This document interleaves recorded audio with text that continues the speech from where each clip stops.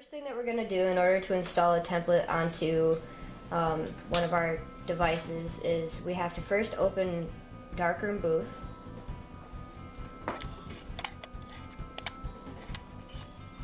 Without opening Darkroom Booth, it would not allow us to open the X drive, which holds our templates in it. So once it is open, you can then insert the USB.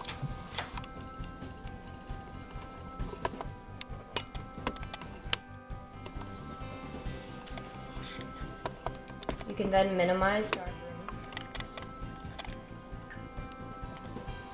and go into the appropriate folder to open it. Then once that is done, you can reopen Darkroom Booth. Now we have to go first and create a new event. So we're going to go to Booth Events right up here, click the tab, and go to Create New Event. Once you click that, you'll see this window pop up, and you must put in the name and the date according to what event you're doing.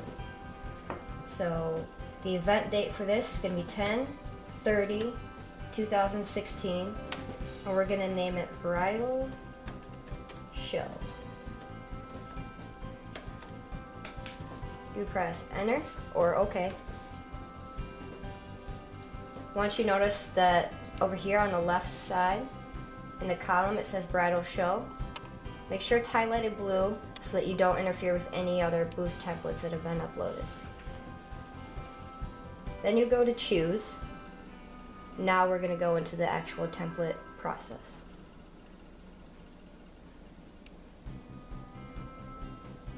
Since we do not have a template already loaded on here, what we're going to do first is we're going to go to New.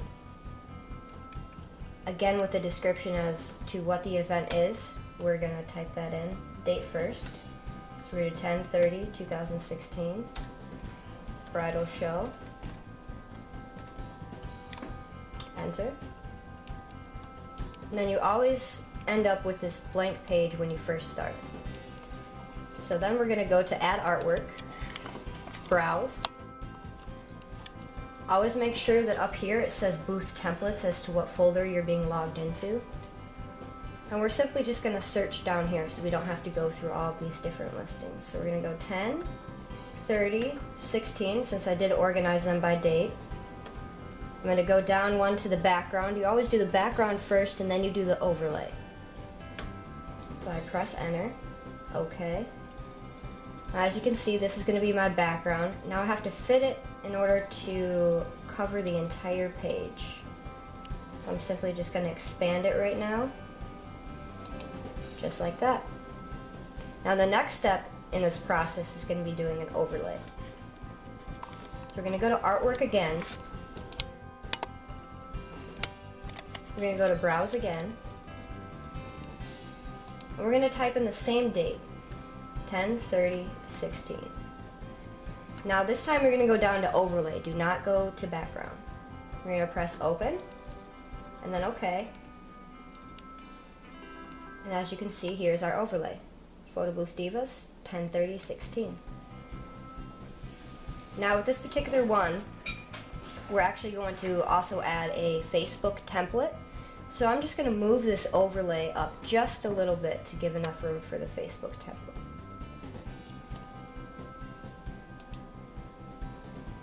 Just using my arrows up and down. Okay. Now next we're going to do a Facebook template. So we're going to go to Add Artwork, Browse. I'm going to type in Facebook. Now we're going to do black, which means that we're going to have to contrast it with a white background. And I'll show you how to do that here in a moment. So we're going to click black and then open. OK. Now you can barely see it. It's down here, right below the overlay. What we're going to do is we're going to make an effect and add a shape to allow it to be seen. So what we're going to do is we're going to go to Add Shape. We're just going to want a rectangle for this one. The opacity is the amount that you can see through it. So we're gonna leave it at 80 for right now. Now my shape color, I am gonna want white. If you press shape color, you see you can vary the different colors. But since I do have a black lettering, I am gonna want white in order for it to show up. So we're gonna press OK, and OK again. Now these work out in layers, so it's kind of like a puzzle. You have to put the Facebook template below the actual rectangle in order for it to show up. Did you see what I did there? You just drag and drop the Facebook black up. Now you cannot see it.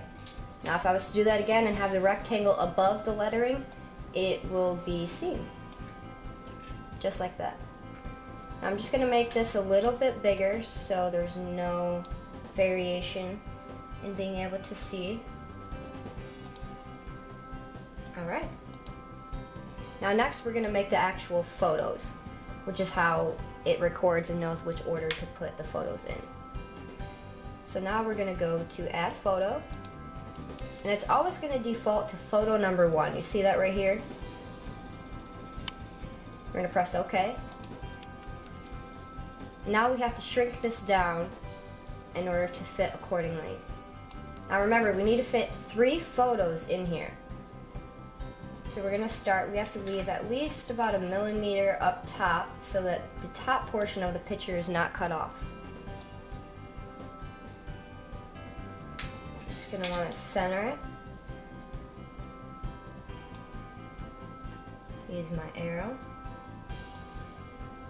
Now when actually doing the photo part, you're going to want to widen each side of the photo to the left and right off of the page so that no part of the photo is going to be cut out. Now I'm just going to make this a little bit smaller so I can fit the rest of the photo boxes in here. Now once you have a general size as to what the photo is supposed to be, then you can actually click your first photo, right click it, and press duplicate, which then it will make the exact same size, and therefore it'll be much easier for you to resolve the space that is needed for each photo. Now I'm just going to do duplicate again. All I did was I clicked the second photo, which it is number 1 right now, but I'll show you how to change that. We're going to right click that and press duplicate again. Just want to order these into a succession, one above the other. Now you can see there's still quite a bit of space in between here. Now it's okay if you have about this much right here at the top, but this is way too much space, which indicates that we need to make these bigger. So how we're going to do that is I'm simply just going to click, and on my mouse I'm going to use the scroll button and scroll up once. That will then make it bigger by 1. I'm going to do that to each one. So here we go. You see how I just made that bigger? Okay, now we're going to do it to this one too. They all have to be the same size. Now in this process you might have to go up and down a little bit with the photos in order to have enough size for it to be on the page, which that is okay. So I went up and made each photo bigger by 1 size. So now what I'm going to have to do is I'm going to have to make it so that each line that's in between is within the same distance. So I'm just going to move this bottom one down just a tad.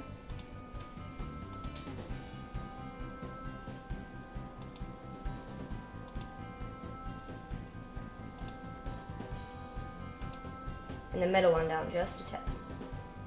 Okay. Now, the next step is we have to make these photos in their relative place, which means we have to label them. They're all marked photo 1 right now, which means that in the succession of actually going through and making the booth run, each photo that was taken would only be the first photo that was taken. So here we're going to make it photo number 2. Now in order to do that, you're going to want to double click this, and you get this screen right here. So what we're going to do is we're going to look up, we're going to go to photos, and we're going to hit photo number 2. Once you're locked into photo number 2, you can then press OK. again, we're going to double click. We're going to go to look up, photos, and we're going to go all the way down to photo number 3. Once that has been selected, we're going to go to OK.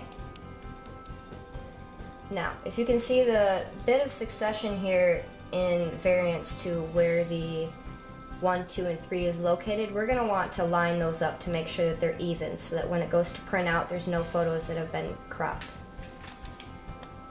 So I'm just going to move this 2 to the left just a tad to line it up with the 1, 2, and the 3. This is an example of what a photo booth strip should look like in regards to creating one. Now the last step that we have to do here is we have to save. Now we don't need to do save as because we already labeled what the actual template is going to be and the succession as to what the computer needs to tell it. So we're going to press save. Down here you see it's 10/30/16 bridal show. That's what I labeled it as. We're going to press save. Now you're going to go back to this screen. All these are the templates that have been previously made. This highlighted one over here in the green, notice it says 10/30/16 bridal show. That's the one that we want to use. So since it is already highlighted, we're going to press choose. That allows us to make sure that anytime that someone goes to this exact event, this is the template that will be used. So now in order to make sure that everything looks okay on the template, sometimes there's a difference in height that you have to establish so that the rest of the picture is not cut off. We're going to go to Start Booth here and we're going to test this out. Okay, now in order to start any booth, you just simply click.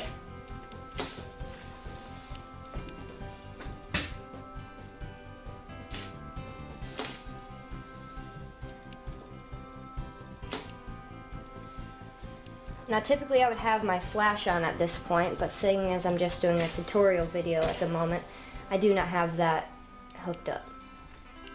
So I apologize for the blurry.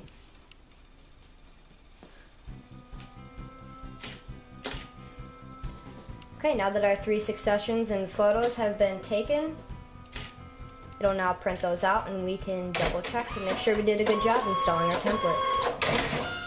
Now in order to exit out of this live view and or the photo booth where we had started, we're just going to press escape. That'll return us to our home screen. Now let's see how good we did on these templates.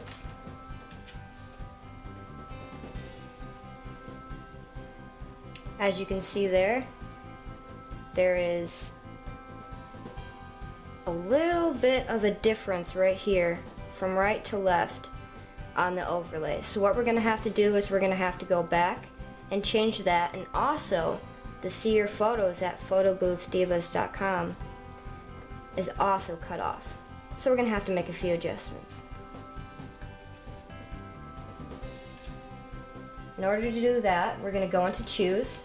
Now this time, instead of pressing new, since this is already selected, we're going to go to edit. Now as I showed you before, this right here was cut off, which means that there's not enough space for the printer to actually print it off. So what we're going to have to do is we're going to have to move everything up, and I'm going to have to move this overlay over to the left a little bit to make it center. As you can see, there is a void right here where it is actually supposed to attach to the corner of the template. So what we're going to do is we're just going to make the template bigger.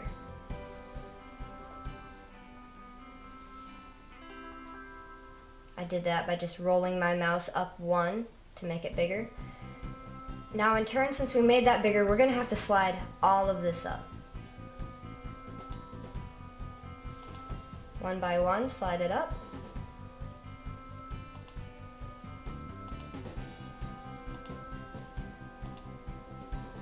Now you're going to want to make the distance in between the same, just like we discussed before. So we're going to have to move this up a little bit.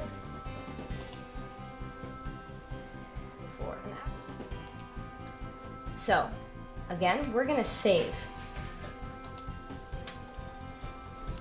It always defaults to whatever template you were making is going to be highlighted. So So then you're gonna press choose.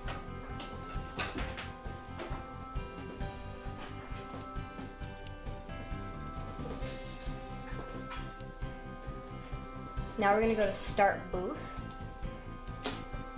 and we're gonna print this out again.